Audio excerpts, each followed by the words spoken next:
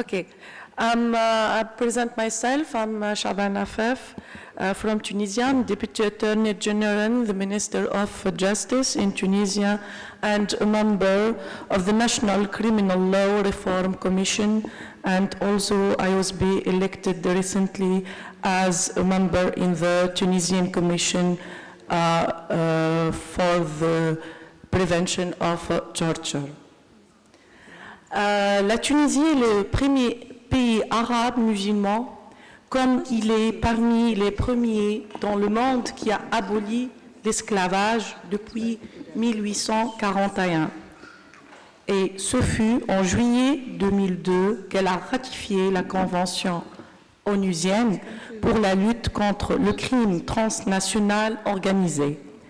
Et puisque la traite des êtres humains devient un phénomène de plus en plus inquiétant et grave, vu qu'il viole les droits et détruit la vie d'innombrables personnes dans leur pays ou par-delà des frontières, et vu que de nos jours, de plus en plus de femmes, d'hommes et d'enfants sont achetés et vendus comme des marchandises et soumis à l'exploitation et aux abus, la Tunisie ne saurait éloigner de ce problème.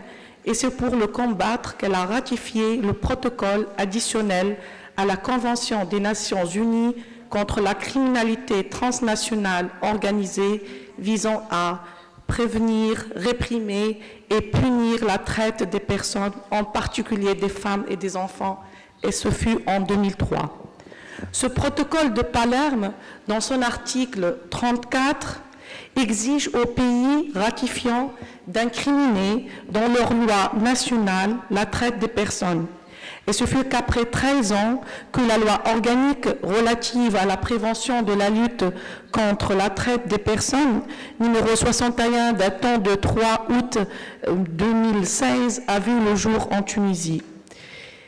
Cette loi n'est pas seulement le fruit d'un engagement international, mais demeure également une nécessité nationale. En effet, la loi ne s'insère pas dans le cadre de la mise en œuvre de la Convention de Palerme, mais elle demeure une nécessité législative pour combattre la traite en Tunisie. Car les résultats des études exploratoires sur la traite en Tunisie publiées en 2013, faites par l'Organisation internationale pour les migrants en collaboration avec le ministère de la Justice, a démontré que la Tunisie est concernée par la traite des personnes en tant que pays source, de destination et potentiellement de transit. Sur le territoire national, les victimes sont principalement des enfants, mais aussi des femmes et des handicapés. Des enfants exploités dans le travail forcé, dans la mendicité, des femmes dans la prostitution. Une autre étude qualificative faite par l'OIM, toujours en 2017, a montré également que la Tunisie est un pays de source où il existe des réseaux de traite qui exploitent les femmes tunisiennes dans la prostitution forcée au Liban, pays du Golfe, en Turquie, en leur faisant signer des contrats légaux de travail à l'étranger à titre d'infirmière ou de vendeuse commerciale pour finir dans une autre réalité. La Tunisie est aussi un pays de destination. D'après les dernières statistiques faites par l'Organisation internationale de migration, qui a pu identifier 210 victimes de traite étrangères en Tunisie durant la période de 2012 à 2017. La majorité d'entre elles sont des femmes de l'Afrique subsaharienne, 84% d'entre elles du Côte d'Ivoire, 9% du Nigeria. Elles sont toutes exploitées dans les domestiques. Et sur 210 victimes, il y a 180 femmes, 160 parmi elles viennent du Côte d'Ivoire. Par le biais de la nouvelle loi de 2016, certaines victimes ont pu saisir la justice qui est en train de statuer sur leur cas. C'est en résumé la situation de la traite des personnes en Tunisie. Et j'estime maintenant qu'une brève présentation de la loi tunisienne relative à la prévention et la lutte contre la traite des personnes est souhaitable. Tout d'abord, la principale valeur ajoutée de cette loi tient à son approche fondée sur les droits humains et sur la protection des victimes. En effet, cette loi récemment mise en vigueur a pour objectif la prévention de la traite des êtres humains, la protection des victimes, la poursuite des trafiquants. Elle englobe toutes les formes de traite et s'applique à toutes les victimes ainsi qu'à toutes les formes possibles d'exploitation. Cette loi prévoit aussi des mesures destinées à promouvoir les partenariats entre plusieurs ministères ainsi que la coopération et l'entraide internationale. C'est une loi en fait qui se base sur les 4 principes de protection, prévention, poursuite et partenariat. La loi tunisienne définit la traite des êtres humains comme la combinaison de 3 éléments: une action, le recrutement, le transport, le transfert, l'hébergement ou l'accueil de personnes, avec l'utilisation d'un moyen, le recours ou la menace de recours à la force ou à d'autres formes de contraintes, l'enlèvement, la fraude, la tromperie, l'abus d'autorité ou de situations de vulnérabilité. Aux fins d'exploitation, ces exploitations d'ordre de toute forme d'exploitation sexuelle, de travail ou de services forcés, d'esclavage ou des pratiques analogues à l'esclavage, la servitude ou le prélèvement d'organes. Dans sa définition de traite, le législateur tunisien s'est élargi par rapport à la définition même de la Convention de Palerme. Il a aussi instauré, par le biais de cette nouvelle loi, une instance nationale de lutte contre la traite des personnes qui est présidée par un haut magistrat et qui a 12 membres avec lui. Cette instance vient de commencer son travail en février 2017 et elle est chargée de plusieurs missions, telles que élaborer une stratégie nationale visant à prévenir et lutter contre la traite et proposer des mécanismes appropriés pour sa mise en œuvre, coordonner les efforts dans le domaine de mise en œuvre des mesures de protection des victimes, des témoins et des dénonciateurs, ainsi que des mécanismes d'assistance aux victimes. Elle a aussi pour mission de recevoir les signalements sur des opérations de traite et les transmettre aux instances juridictionnelles compétentes, comme elle a de mission de définir les principes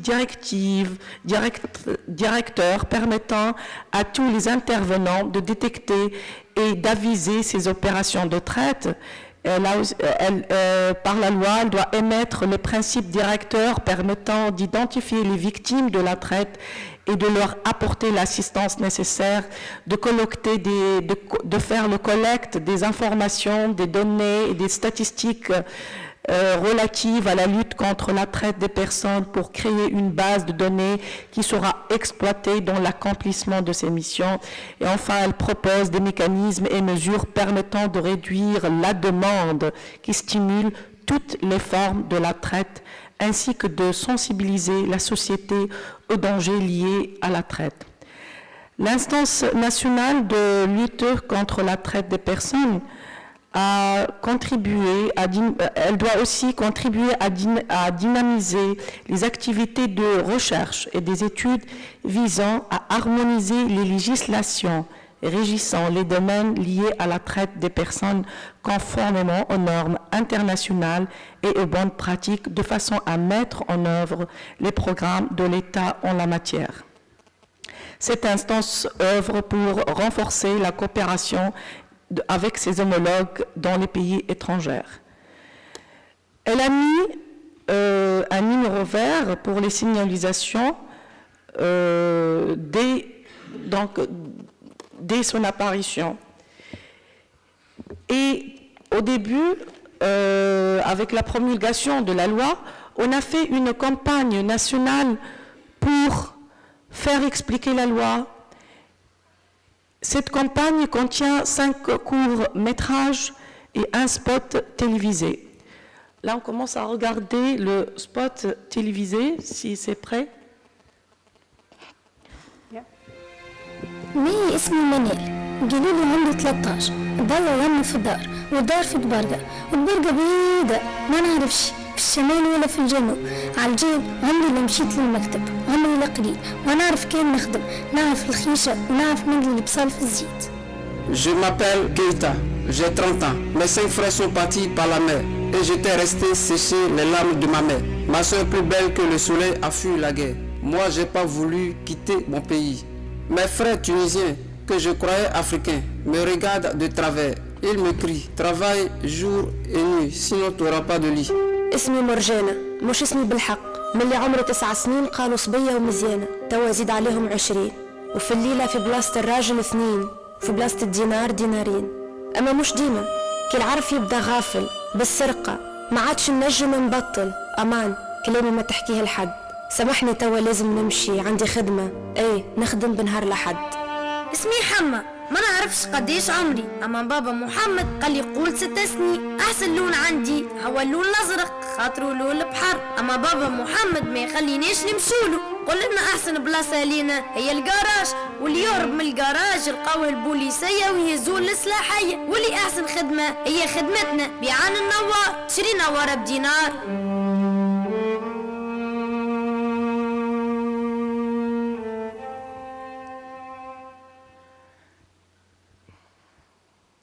Ok. Je ne sais pas s'ils ont fait une translation pour... s'ils ont traduit en anglais. Ça va. Ok. Après ça, on avait ces 5 courts-métrages qui ont été diffusés au grand public lors des journées cinématographiques de Carthage et dans une chaîne nationale et quelques chaînes privées. Et ces 5 courts-métrages que je vais introduire parce qu'on va les voir tout de suite, elles ont choisi donc les grands thèmes. Je vais juste pour les présenter, parler. Donc, il a choisi le sujet de mendicité d'un enfant handicapé tunisien en Tunisie. L'autre, c'était la servitude domestique d'une Africaine en Tunisie et d'une enfant tunisienne dans le domaine de domestique aussi en Tunisie, exploitée dans la servitude domestique. Un autre court-métrage avait comme sujet l'exploitation sexuelle d'une jeune fille tunisienne au Liban. Le dernier parlait de l'exploitation en Italie dans le travail forcé d'un ingénieur, dans le travail forcé de l'agriculture d'un ingénieur tunisien. Alors, si on peut regarder les 5 courts-métrages.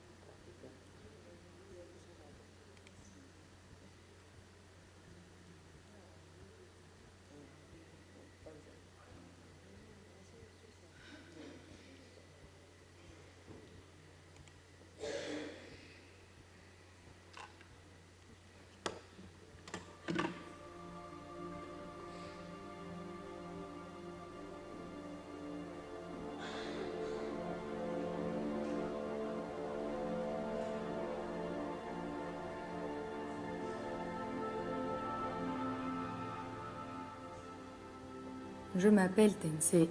Je suis venue ici car on m'a dit que la Tunisie est un grand pays où je pourrais vivre dans de meilleures conditions que celles où je vivais. La personne qui m'a contactée m'en a convaincue. Elle m'a dit que je serais bien payée et que j'aurais un travail dans un salon de coiffure très connu. Quand je suis arrivée, on m'a emmenée dans une maison et on m'a dit que je vais travailler comme une domestique chez eux. Les conditions dans lesquelles nous travaillons ici sont vraiment pénibles. Dans mon pays, nous ne travaillons pas dans des maisons aussi énormes. Et pour de grandes maisons, il faut 4 à 5 personnes.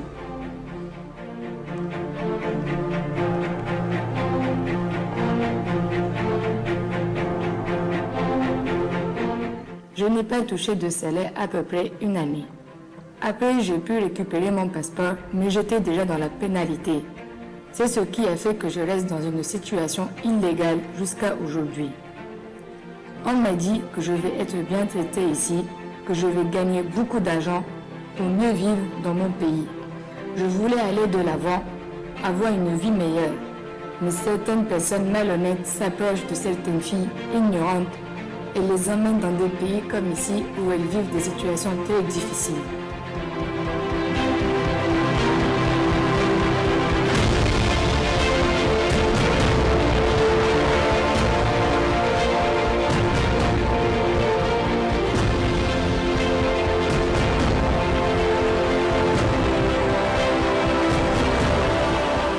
C'est très difficile de vivre ici. Même les femmes chez qui nous travaillons ne sont pas indulgentes. Nous sommes des humains comme vous, ayez de la compassion pour nous. J'ai vécu des situations très difficiles ici. Chaque jour de plus est un enfer pour moi. Je ne veux pas que d'autres filles se retrouvent dans la même situation que moi, donc je demande aux femmes d'être indulgentes avec nous. Maintenant, tout ce que je veux, moi, c'est rentrer chez moi, retrouver ma famille.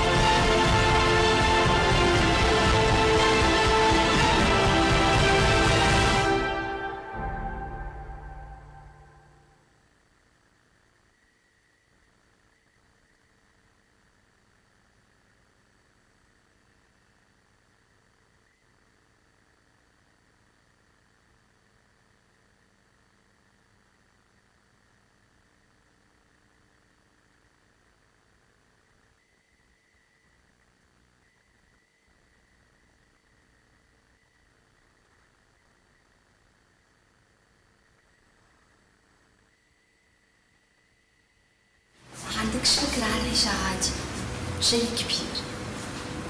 كي شفت الكراهة والفيلات والديار والمطلق دنيا أخرى دنيا أخرى.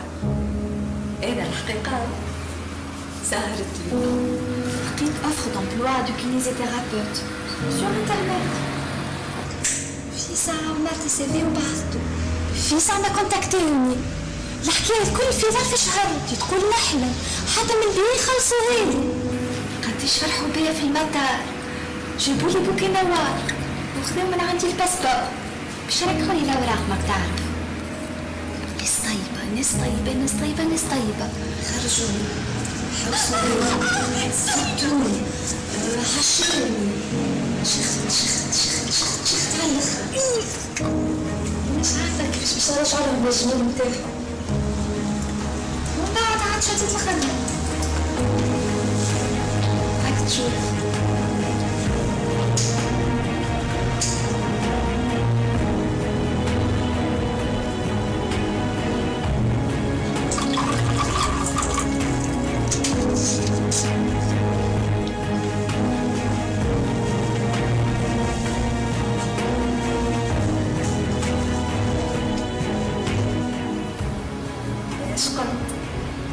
معايا؟ زعما بالحق زعما تخاف لي ولا تنجيب لك الباسبور في اقرب وقت؟ يا صح عليك، وش خصك نسهل لي كيفك؟ قول انت يا في الخبيه كيف نفكروا بيك هذيك اليوم سكت لي باسبورك وتهنى. انا باش نحرك لك امور كاينه.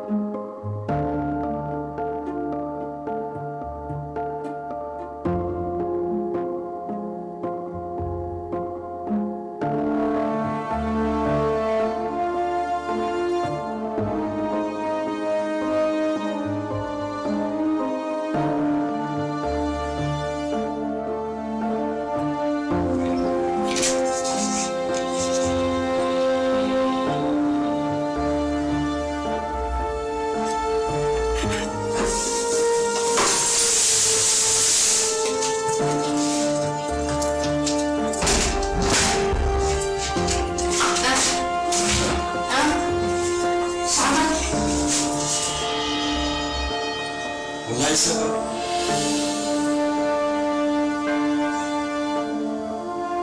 المفروض نبيعه اليوم.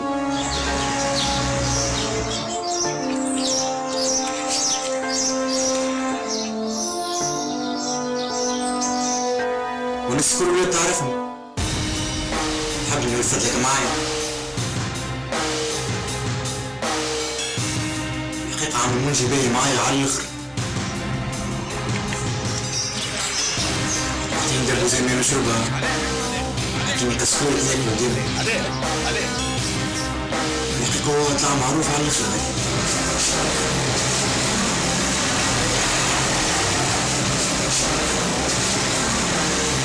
قال باهي مع الناس الكل.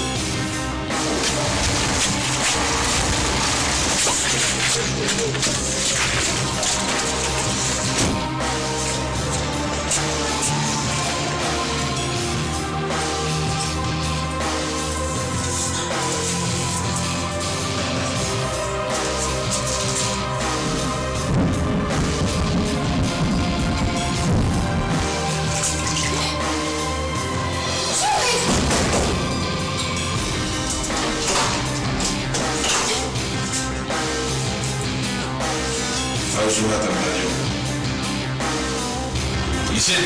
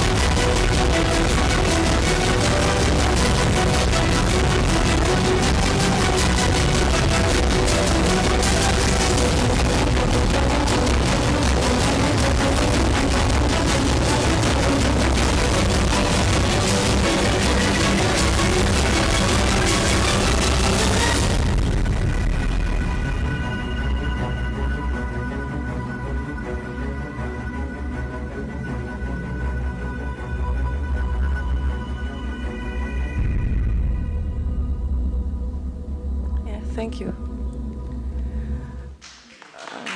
thank you. Thank you. À travers cette campagne, je ne sais pas si c'est revenu pour la traduction. D'accord. À travers cette campagne, on voulait sensibiliser le grand public sur la gravité de la traite. Parce que la traite, elle équivoque la vente des êtres humains. C'est une forme d'esclavage. Tous ces films, ils ont pour la fin une petite phrase qui dit « Ils ne sont pas à vendre. They are not for sale ». Et il est fini par un numéro vert dont on doit...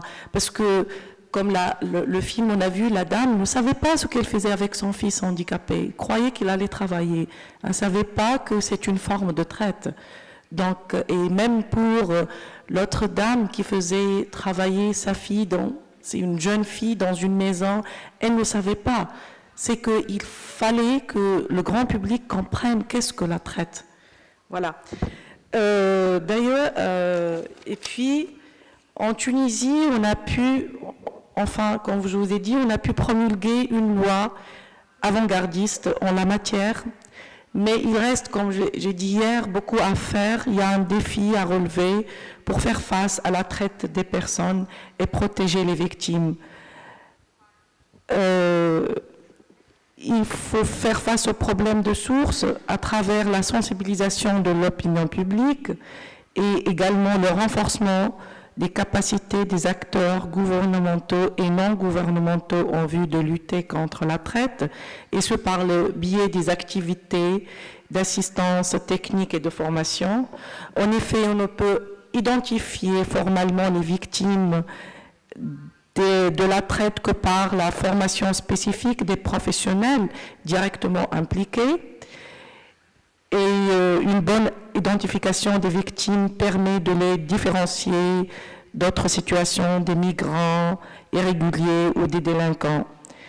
Les victimes, selon la loi tunisienne, ont droit à une assistance juridique et à une indemnisation financière en réparation des préjudices qu'elles ont subis aux mains des trafiquants. Cette indemnisation peut être accordée par un tribunal à la suite de la confiscation des avoirs des trafiquants ou assurée par la caisse de l'État.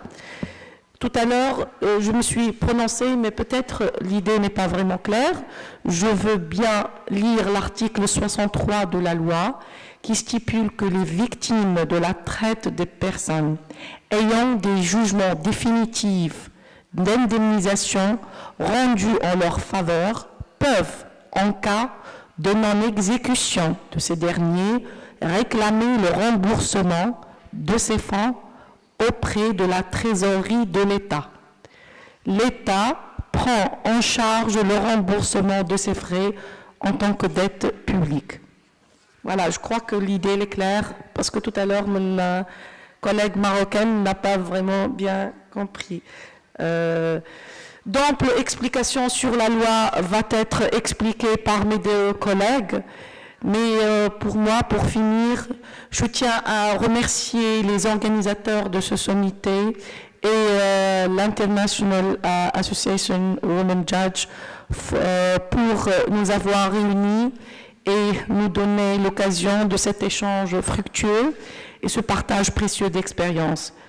Et je vous rappelle, mes collègues ici présentes, que nous, les femmes juges, ont la possibilité, par nos décisions juridictionnelles, de changer le monde et de pousser, par nos décisions courageuses, le législateur réticent dans quelques pays à promulguer des lois nationales luttant clairement contre la traite et d'en faire de bonnes pratiques dans les pays où on a cette loi.